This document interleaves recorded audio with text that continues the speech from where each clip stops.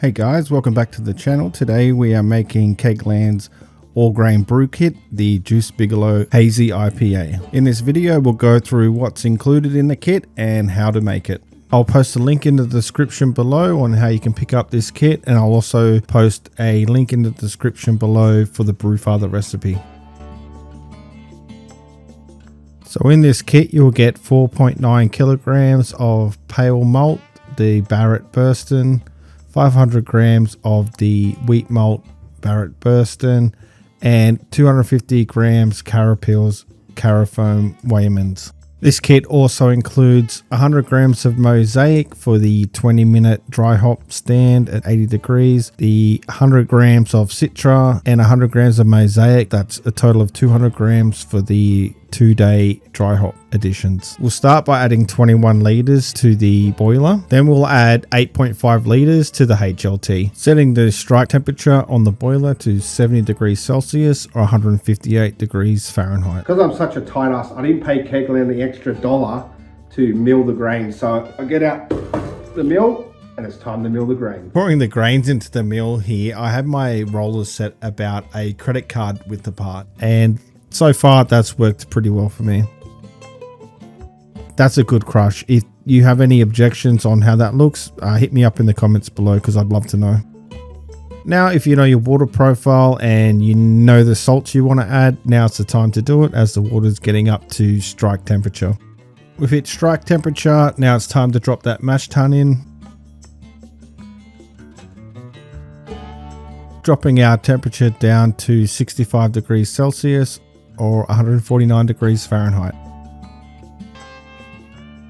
Slowly adding the grains in and giving them a stir so we prevent dough balls. We do not want dough balls because we're not going to get enough sugars out of the grains to get to our desired gravity. I recorded this in slow mo to add a little bit of rizz to the process.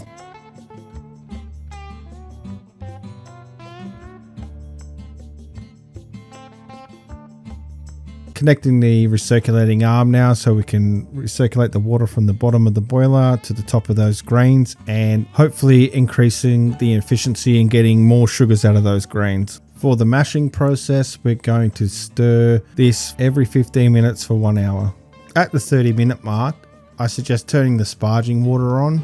We're going to heat that up to 78 degrees Celsius or 172 degrees Fahrenheit. This mash tun can get quite heavy, so I do recommend having some type of pulley system to help you pull that out of the boiler. Once your sparging water has hit temperature, now it's time to sparge the grains till you get to your desired pre-boil water volume.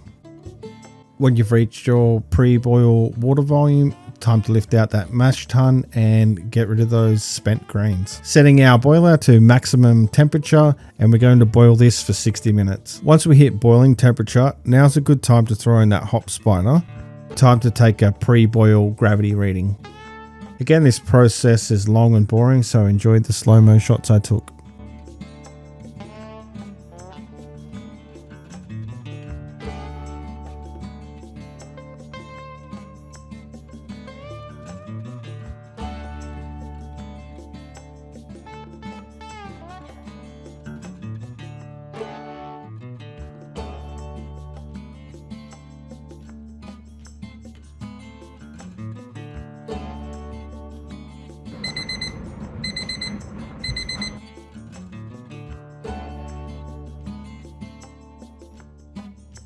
Don't forget to take your post-boil gravity reading.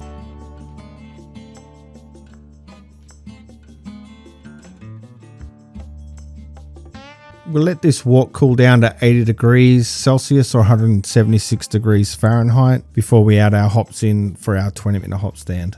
And for this hop stand, we're adding 100 grams of Mosaic hops, giving it a little stir. Now we dump those spent hops into a bucket, and we'll get this cooled into the fermenter. Running the wort through the KegLand wort chiller, I'm aiming to get this as close to 22 degrees as possible. This came out at 23 degrees and I'm happy with that because the yeast will tolerate that temperature. Spraying down the packets of yeast with sanitizer to keep everything clean. We're also going to spray down the scissors to keep those sanitized also. Pouring in the packets of yeast, there's 2 packets for this recipe, and aerating it by splashing around that cooled wort from the wort chiller. This will aerate the wort to give the yeast a good shot at doing its best job.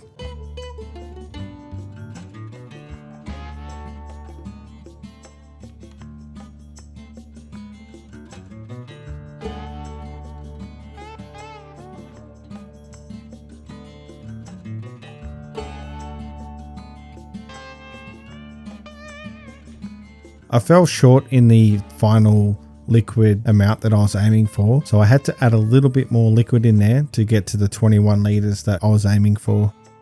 Sanitizing the thermo well, popping in that wrap peel so I can get a reading through BrewFather over Wi-Fi on how the gravity is tracking and temperature.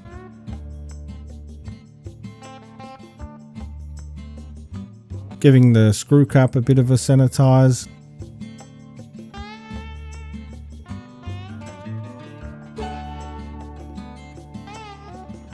Then popping it into the fermenter fridge.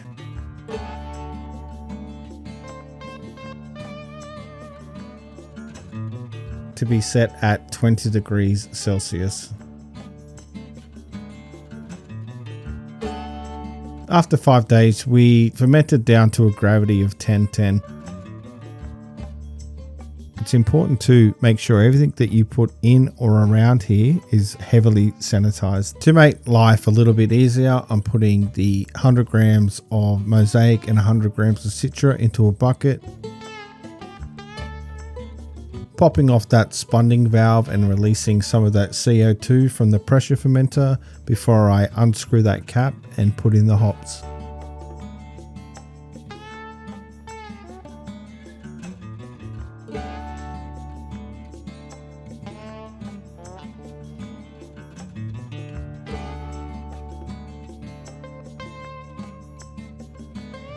Popping in that thermo well and screwing up that cap.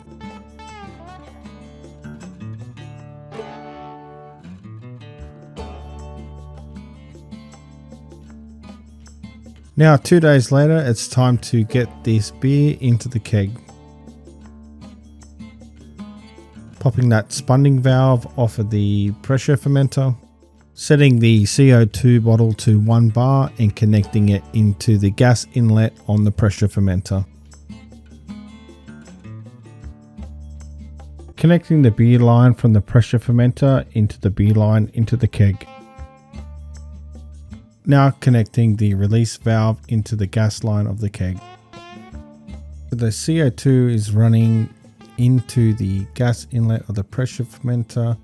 The beer line out is connected to the beer line on the keg, and the release valve is connected to the gas line on the keg. Now we're just going to release that release valve until we can hear a slight hissing sound. Now with that keg filled, we're going to force carbonate this beer because, as you know, I do not like to wait for my beer to carbonate naturally. So I'm going to set the CO2 bottle to 4 bar connected to the gas line in the keg and roll it for 2 minutes.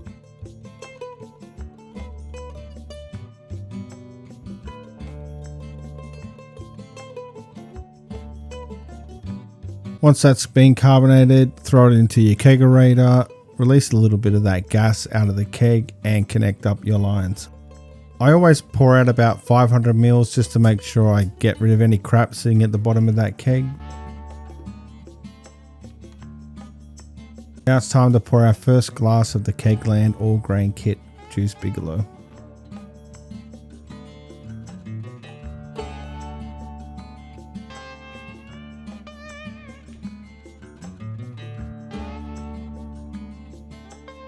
Thanks for hanging around to the end of the video, guys. In summary, for the all grain brew kit Juice Bigalow from KegLand, I must say it is fruity, it is fun, it is a nice beer, delicious. The aroma is fruity, there is zero bitterness. If you're in the market for a hazy IPA that is not bitter, this is the brew you need to make. I will do this brew over the summer I'll pair it with a brisket or some ribs. It should tie in nicely. If you have any questions or need advice, pop those questions in the comments below, and I'll catch you in the next video.